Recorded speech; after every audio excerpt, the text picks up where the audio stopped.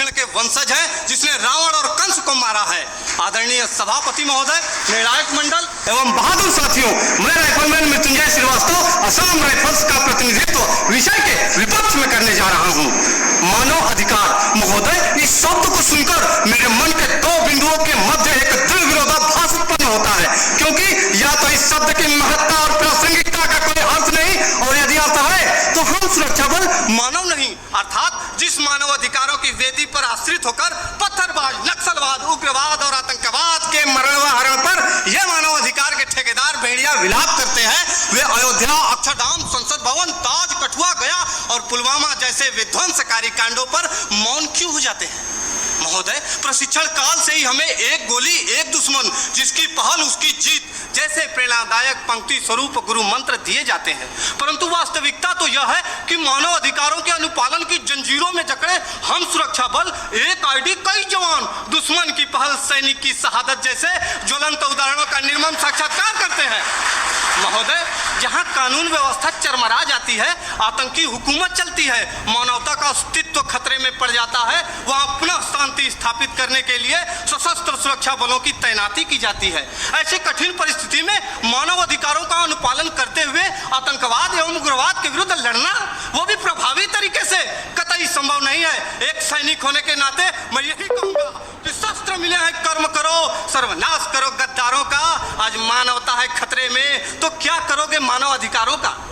महोदय, मानव अधिकारों के अनुपालन का ही नतीजा है कि पश्चिम बंगाल के एक छोटे से गांव नक्सलवाड़ी से शुरू हुआ नक्सलवाद हमारे देश के 240 जिलों में फैल चुका था, लेकिन जब सुरक्षा बलों ने उनके खिलाफ कठोर और दंडात्मक कार्रवाई की तो यह सिर्फ 90 जिलों में सिमट कर रह गया है। महोदय, सुरक्षा बलों को मानव अधिकारों का पाठ पढ़ाने वाले मैं अपने विपक्षी साथियों से पूछना चाहता हूं कि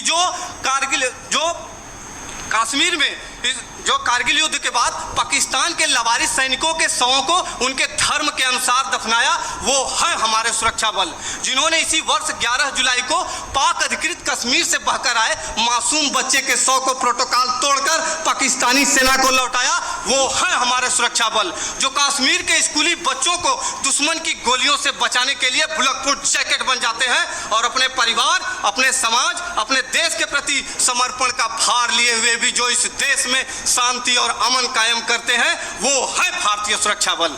मेरे साथियों, हम सैनिक भी इंसान हैं, हम भी मानव अधिकारों का सम्मान करते हैं, लेकिन राष्ट्र की सुरक्षा के साथ समझौता नहीं कर सकते। महोदय, केंद्रीय गृह मंत्रालय द्वारा संसद में पेश आंकड़ों के मुताबिक वर्ष 2014 में जहां 222 आतंकी हमले हुए, वहीं 2018 में इनकी तादाद बढ़कर 614 हो गई। 2014 में 47 सुरक्षा बलों के जवानों की शहादत हुई तो 2017 में 80 और 2018 में 91 जवान शहीद हुए। हमारे देश में 1993 से लेकर अब तक लगभग 8390 आतंकवादी और उग्रवादी हमले हो चुके हैं। महोदय, पूरा देश जानता है कि ईद की छुट्टी के लिए जा रहे सेना के जवान औरंगजेब को आतंकियों ने अपहरण कर निर्दयतापूर्वक हत्या कर दी, तब तो किसी ने भी औरंगजेब के मानव अधिकारों के लिए आवाज नहीं उठाई। वही खुखार आतंकवादी अफजल गुरु को कानूनी प्रक्रिया के तहत फांसी की सजा दी गई, फिर भी हमारे देश के प्रतिष्ठित शिक्षण संस्थानों में राष्ट्रविरोधी नारे लगाए जाते हैं। दर्द तो हद से तब गुजर जाता है जब सर्जिकल स्ट्राइक और एयर स्ट्राइक जैसे सफल ऑपरेशनों के लिए हमसे सबूत मांगे जाते हैं। हमारे धार्मिक ग्रंथों में कहा गया है कि सीता हरण किया रावण ने, मानवता को ललकारा था, श्री राम प्रभु ने रावण को लंका में घुसकर मारा था। हम उन्हीं राम के अनुयायी सम्रानर हार नहीं सकते, जो रच रहे षड्यंत्र उन्हें क्या घुसकर मार नहीं सकते? महोदय, मैं अपने विपक्षी साथियों से पूछना चाहता हूं कि जब आतंकवादी हम पर अंधाधुंध गोलीबारी करे तो क्या हम सफेद झंडा लेकर मानव अधिकारों का शांति पाठ करें? आतंकियों को पनाह देने वाले स्थानीय लोग हम पर गाली गोली और पत्थर बरसाते रहे और हम उन्हें प्यार बांटते रहे? नहीं।